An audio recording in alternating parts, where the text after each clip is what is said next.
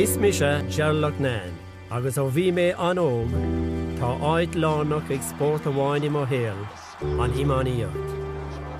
Cluiche é atá imirt go peisianta le bris agus míle blian in éireann.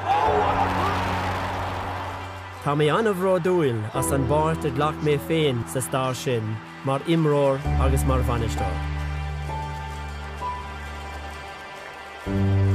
Le roinn blianta nuas, tá daoine arála go raibh bant mhuar ag an imaníocht le stair sport eile a imrítar I bhfad ó éireann, an Thaca Éireann.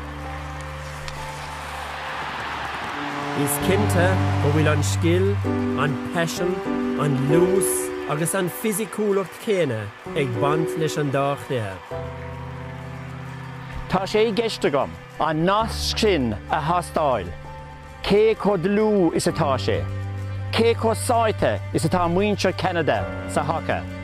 Agus thar gach rud eile, conas ar éirigh leis na Gael, ned a dhéanamh dóibh féin sa tír áling seo.